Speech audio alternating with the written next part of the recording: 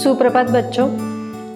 हिंदी विषय के अंतर्गत आज हम पाठ 5 जिसका नाम है दोस्त की पोशाक, इसका हम अध्ययन करेंगे। मैं पाठ का पठन कर रही हूँ और उसके साथ ही स्पष्टीकरण भी करूँगी।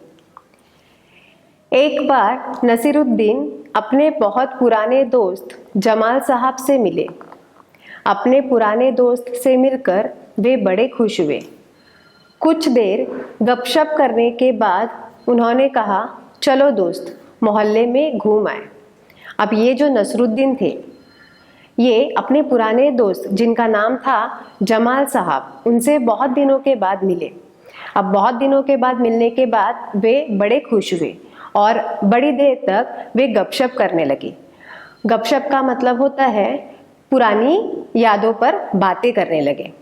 और उसके बाद उन्होंने अपने दोस्त से कहा, चलो हम थोड़ा मोहल्ला घूम कर आए। मोहल्ला मतलब जिस जगह पर वे रहते हैं। जमाल साहब ने जाने से मना कर दिया और कहा, अपनी इस मामूली सी पोशाक में मैं लोगों से नहीं मिल सकता। अब जब नसीरुद्दीन ने अपने दोस्त जमाल साहब से कहा कि चलो हम थोड़ा मोहल्ला घूम कर आए, तब जमाल साहब ने जाने से मना कर दिया और कहा कि मैं इस मामूली सी पोशाक में लोगों से नहीं मिल सकता। मामूली सी पोशाक मतलब जो कपड़े उन्होंने पहन रखे थे वो थोड़े मामूली थे, मतलब कि साधारण कपड़े थे और वे उस साधारण कपड़े में लोगों से नहीं मिलना चाहते थे। नसीरुद्दीन ने कहा, बस इतनी सी बात। नसीरुद्दीन तुरंत उनके लिए अपनी एक भड़कीली अचकन निकाल कर लाए और कहा, इसे पहन लो, इसमें तुम खूब अच्छे लगोगे, सब देखते रह जाएंगे। अब जब जमाल साहब ने ऐसा जवाब दिया कि मैं इतने मामूली पोशाक में लोगों से नहीं मिल सकता, तब नसीरुद्दीन ने तुरंत एक भड़कीली अचकन निकालकर जमाल साहब को दे दिए। भड़कीली अचकन मतलब बहुत गर्द रंग की अचकन जो हम पहनते हैं। अचकन मतलब सदरा जो हम पहनते हैं। तो वह जमाल साहब को दे दिए और कहा कि ये पहन लो, तुम इन कपड़ों में बहुत अच्छे लगोगे और सब तुम्हें देखते ही रह जाएंगे। बन ठन कर दोनों घूमने निकले। अब जमाल साहब ने वह अचकन पहन ली और दोनों घूमने निकले। दोस्त को लेकर नसीरुद्दीन पड़ोसी के घर गए। अब ये जो नसीरुद्दीन थे, ये जमाल साहब को लेकर अपने पड़ोसी के घर गए। नसीरुद्दीन ने पड़ोसी से कहा, ये है हमारे खास दोस्त जमाल साहब, आज कई सालों बाद इनसे मुलाकात हुई है। वैसे जो अचकन इन्होंने पहन रखी है वह मेरी है। अब नसीरुद्दीन जो अपने दोस्त को अपने पड़ोसी के घर ले गए, वहां पर उन्होंने उनकी पहचान करवा की थी। नसीरुद्दीन अपने पड़ोसी से कहने लगे, ये मेरे खास दोस्त है जमाल साहब, ये बड़े सालों के बाद मेरे घर आए हैं, इनकी बड़े दिनों के बाद मुझसे मुलाकात हुई है और इन्होंने जो अचकन पहनी है, मतलब इन्होंने जो कपड़े पहने हैं, ये मेरी है। यह सुनकर जमाल साहब पर तो मानो घड़ों पानी पड़ गया। मतलब जमाल साहब बड़े अचंभित हो गए कि नसीरुद्दीन जो थे उन्होंने ऐसा क्यों कहा।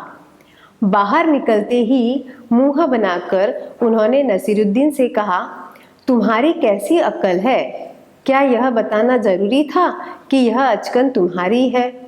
तुम्हारा पड़ोसी सोच रहा होगा कि मेरे पास अपने कपड़े है ही नहीं।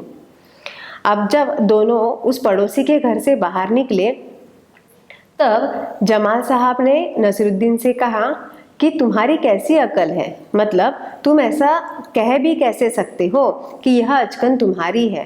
तुम्हारे पड़ोसी यह सोच रहे होंगे कि मानो मेरे पास कोई कपड़े ही नहीं है।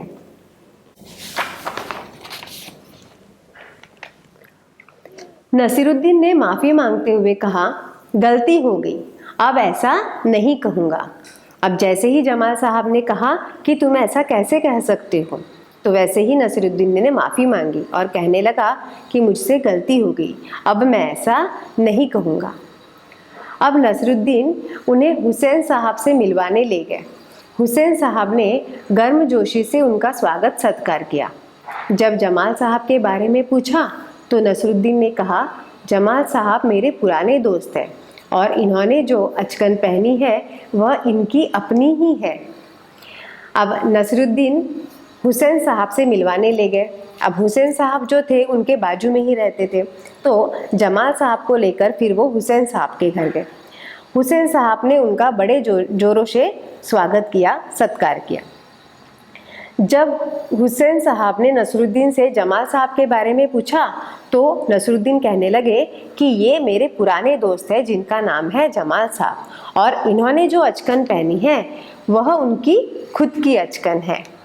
अब ये जो थे हुसैन साहब, इन्होंने जमाल साहब के अचकन के बारे में तो नहीं पूछा था, पर नसरुद्दीन जो थे उन्होंने खुद होके उनके अचकन के बारे में बताया।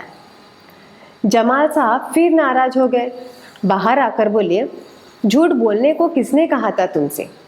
अब जमाल साहब जब बाहर निकले तो उन्हें फिर गुस्सा आया। फिर वे नसरुद्दीन से कहने लगे कि तुम्हें झूठ बोलने को किसने कहा था। क्यों?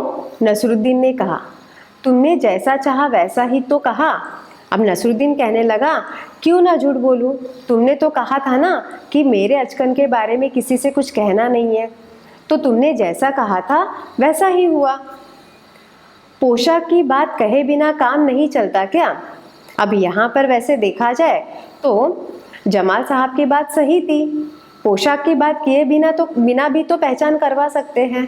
तो जमाल साहब कहने लगे कि पोशाक की बात कहे बिना क्या काम नहीं चलता, उसके बारे में न कहना ही अच्छा है, जमाल साहब ने समझाया। जमाल साहब को लेकर नसरुद्दीन आगे बढ़े, तभी एक अन्य पड़ोसी मिल गए। नसरुद्दीन ने जमाल साहब का परिचय उनसे करवाया। मैं अपना परिचय अपने पुराने दोस्त से करवा दूं, यह है जमाल साहब, और इन्होंने जो अचकन पहनी है उसके बारे में मैं चुप ही रहूं तो अच्छा है। अब जब नसरुद्दीन जमाल साहब को लेकर तीसरे पड़ोसी के पास गए तो नसरुद्दीन तीसरे पड़ोसी से जमाल साहब का परिचय देते हुए कहने लगे कि यह मेरे बड़े पुराने दोस्त हैं जो जमाल साहब है, पर इन्होंने जो अचकन पहनी है उसके बारे में अगर मैं चुप ही रहूं तो अच्छा है, मतलब इनके अचकन के बारे में मुझे कुछ कहना ही नहीं है, ऐसा नसरुद्दीन खुद होकर उस पड़ोसी से कहने लगे।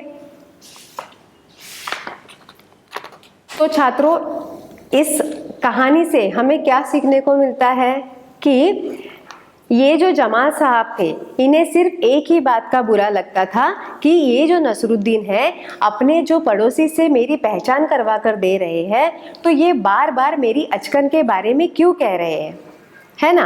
पर यहाँ पर नसरुद्दीन जो थे वो जितने भी पड़ोसी से अपने मित्र की पहचान करवाते थे, जमाल साहब की पहचान करवाते थे, तो वे पहचान के साथ साथ उस अचकन के बारे में भी बताते थे। पर ये बात जमाल साहब को कहीं तो भी खटकी हुई थी। तो इस तरीके से हमने यहाँ पर इस पाठ का पठन किया है। यहीं पर हमारा पाठ समाप्त होता है। धन्यवाद।